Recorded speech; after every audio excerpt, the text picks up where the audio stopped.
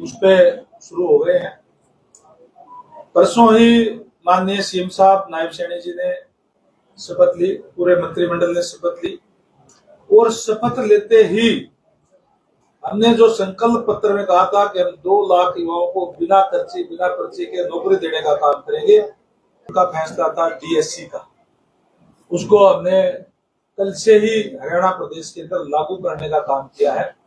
10% कोटा जो है वो अलग से करने का काम किया और उसके साथ साथ हमने अधिकारियों को दिशा निर्देश दिए हैं।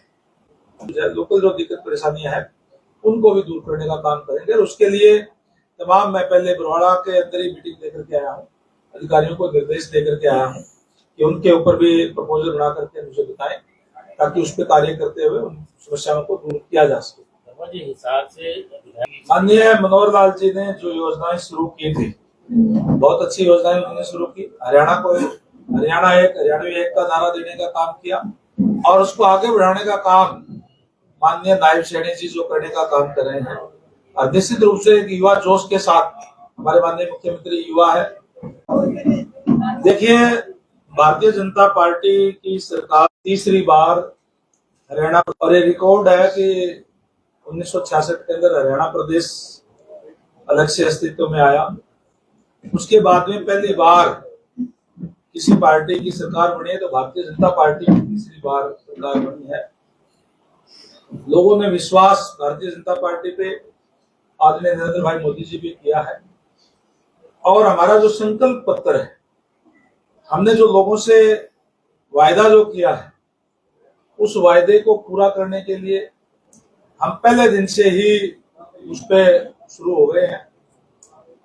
परसों ही माननीय सीएम साहब नायब सैनी जी ने शपथ ली, पूरे मंत्रिमंडल ने शपथ ली और शपथ लेते ही हमने जो संकल्प पत्र में कहा था कि हम 2 लाख युवाओं को बिना खर्ची बिना पर्ची के नौकरी देने का काम करेंगे, शपथ लेने के तुरंत बाद हमने 24,000 से ज्यादा युवाओं को सिलेक्शन लेटर भेजने का काम किया बिना पर्ची बिना खर्ची के। मुझे आज बड़ी खुशी हुई जब मैं आज आ रहा था बरवाड़ा शहर के अंदर से, एक जो सब्जी की रेडी वाला व्यक्ति था, राजवीर नाम का, मैंने नाम पूछा उससे, वो एक मिठाई का डब्बा लेकर के आ गया। मैंने कहा, आप लोगों ने वोट दिए, मिठाई का खर्चा किस लिए किया है? बोला जी, मिठाई का खर्चा मैंने इसलिए किया कि मेरा बेटा ग्राम सचिव लगे आज। बहुत अच्छी बात, मुझे बड़ा अच्छा लगा कि जिस व्यक्ति को चाहे गांव का सरपंच भी ना जानता हो, चाहे वार्ड का एमसी भी ना जानता हो, उसका भी नंबर, अगर बेटा उसका पढ़ाई के अंदर इंटेलिजेंट है तो उसका नंबर भी आज जो है सरकारी सेवाओं के अंदर आ रहा है। और इसी तरीके से जो पहली कैबिनेट की मीटिंग हुई कल ही हमारी, उसके अंदर भी सामाजिक न्याय देखते हुए जो माननीय सुप्रीम कोर्ट का फैसला था डीएससी का, उसको हमने कल से ही हरियाणा प्रदेश के अंदर लागू करने का काम किया है। 10% कोटा जो है वो अलग से करने का काम किया और उसके साथ साथ हमने अधिकारियों को दिशा निर्देश दिए हैं कि हरियाणा प्रदेश के अंदर सारी की सारी जो फसलें हैं वो एमएसपी पे खरीदी जाएगी। चाहे हमारे जो जीरी का अब जो मिलर्स है वो उनको उठाने में कोई दिक्कत ना हो, किसानों को मंडी के अंदर जो है जीरी के लिए कोई दिक्कत परेशानी ना हो, ना व्यापारी को हो, ये सुनिश्चित करने का काम अधिकारी करे, इनको निर्देश देने का काम किया है। वहीं चाहे मक्का हो चाहे बाजरा हो, उसको भी एमएसपी पे खरीद करके और उनकी पेमेंट जो है डीबीटी के माध्यम से किसानों के खाते में सीधी जाए, उसमें भी कोई डिले ना हो, ये तमाम दिशा निर्देश देने का काम किया है। और कल ही माननीय मुख्यमंत्री महोदय ने इस बात की घोषणा की कि जो भी हमारे कोई डायलिसिस का या क्रोनिक डिजीज का कोई भी मरीज है, उनकी सरकार की तरफ से उनका फ्री इलाज जो है वो कराया जाएगा। यानी हमने जो संकल्प पत्र हमारा दिया है जो है, उस संकल्प पत्र पे कार्य करना पहले से शुरू कर दिया है और आने वाले समय के अंदर जो हमने लोगों से को कहा है उसको पूरा करने का काम करेंगे। जो सरकार जो है, विधायिका जो है, कानून बनाती है, उसको एग्जीक्यूट करने का काम ऑफिसर करते हैं। इसलिए अधिकारियों को दिशा निर्देश दिए हैं कि किसी भी काम में कोई डिले ना हो, अंत्योदय यानी अंतिम व्यक्ति तक सरकारी सेवाओं का लाभ पहुंचे, ये अधिकारी सुनिश्चित करने का काम करें। कोई भी अधिकारी इसमें अगर कोताही बरतेगा तो उसके खिलाफ फिर कड़ा एक्शन लिया जाएगा। बरवाला के अंदर जल भराव की समस्या बड़ी गंभीर है। मैंने सारी बातों पे विस्तार से टिप्पणी की है।